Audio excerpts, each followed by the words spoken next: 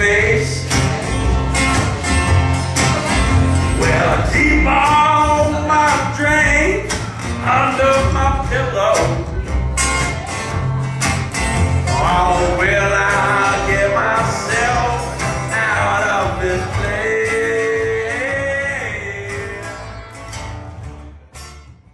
This is John Moulton for MyRuralRadio.com. We're here today with A.D. Chandler of A.D. Chandler and his imaginary band.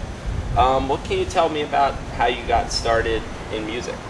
I get this question all the time. When I was about 15, I broke my leg, and I was up on a bed and couldn't move. And my dad brought me a guitar, and I just started playing. Okay. And one thing led to another. I just got wrapped up in playing original music and write my own.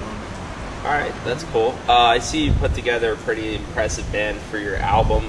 We'll talk about that in a minute. How did you get into, when you started to do music, did you want to go solo, or you were just looking for bands to get in? Well, my dad died in the year 2000, and after that, I just started writing. And yeah, it was just, I started playing solo, meeting people, starting, around town, and build up to what I am now. What we're doing now. That's cool. And your album, Some Days Are Better Than None, that came out pretty recently? About a year ago. Okay, and you've been touring on that? Not really touring, but trying to get out there, yeah. So okay, that's cool. Yeah, I definitely love the bluesy kind of sound. All right, so you have a lot of different people in the imaginary band that have played with a lot of different artists. A pretty impressive lineup. A guy from Our Lady Peace. They were session players actually.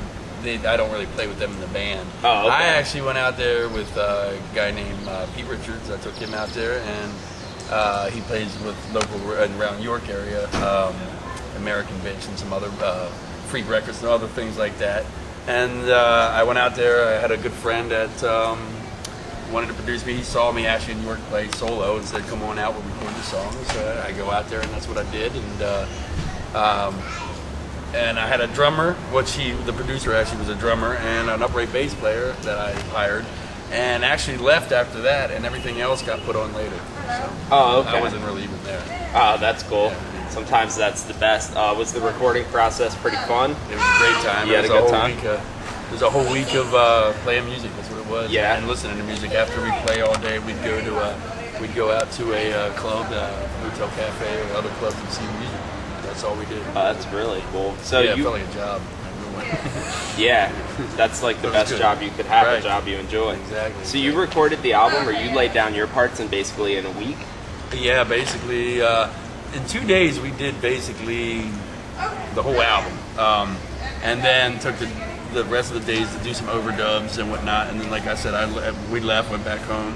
And through about a year, he had different people coming in when he could and fill up everything and finish it up. So it took about a year, and then we had to get it mastered and also mixed and all that kind of stuff, or mixed and mastered, I should say. And, so it took about a year and a half to make all together, but it was a fun process, and I can't wait to do it again. Okay, that's cool. Do you have any dates coming up that you're excited about? I mean, obviously you're doing some of these My Rural Radio showcases. Yeah, and that's in October. I'm doing something really cool that'll be real fun, is Animal Farm. I'm going to be basically, I guess, music director for a play of Animal Farm, George Orwell. Yeah. My buddy in New York, Jay Schmuck, he's directing it, and I'm going to be I'm writing original music for it. And we're going to be playing it, so that's my next big project. That is a big project. That's in November. Oh, okay. So that's a little whiles away. But what is kind of going to guide you through the creative process on that? I mean, are you a fan of are you into Animal Farm and stuff like that? I saw it a long time ago. I saw it a long time ago on TV, and then my buddy was always he directs plays at Dream Rights Theater and things like that, and does that. So he wanted to do Animal Farm. I was like, wow, that'd be, I think, perfect for what I do, like dirty, dark blues kind of stuff. Yeah, so I think, I was like, let me get involved somehow, musically, and this is what we came up with. Yeah, that's awesome. Yeah, I'm really excited about it. Yeah, that's going to be a really, really good project, I think. Do you think that you will release the soundtrack to that? That's what I was thinking about. I mean, that's a good idea. I don't know how to go about it. I mean, I do have a little studio, so maybe we could do something that would be more a little low key than the album. But I Right. mean, yeah, I was thinking about something like that, or maybe I know we're gonna make a trailer for it with some video, and they want me to do music for that too as well. And we were even talking about doing the making of it, and actually have it recorded too. We're good friends with the guy who does camera work and stuff like that. And he's interested in doing it, so we might even put it all together on film too. So we'll see. Yeah, that's awesome. One step So at a this is time, going to be people in costume. I mean, do you know much about it at this point, or well, are you just more it's gonna focused? be more kind of like big puppets made, and the half unit. okay. They'll be walking around with them, and big faces and silhouettes for fight scenes, things like that. Okay. I don't want to give too much away, but yeah, it's going to be very cool. Yeah, that sounds crazy. I could do a whole other interview on this animal farm Love thing. to That do it. sounds I'm sure pretty they will amazing. give you the information. Yeah, please do, because I'm sure people would love to check that out. And you guys are going to be performing that live, like. Yeah, right off the side of the stage. So we're going to be off on the side, and as the music's going, we're going to probably try to time everything just right, and play live and hope for the best. Wow, yeah, Like, everything's going to be original. Though. It's all That going to be is written. super awesome. Looking forward to it. So if I want to pick up Some Days Are Better Than None, or which people who see this video see you playing live will probably want to get the album, because it is deep dark blues, as you said. Right, It's right. awesome. Blues and country folk, a little bit of everything. Yeah, But yeah. It's got a little edgy, and it's not just right. Exactly. Yeah. It's got a hint of everything in it. But yeah, CD Baby, you can get it. I'm on iTunes.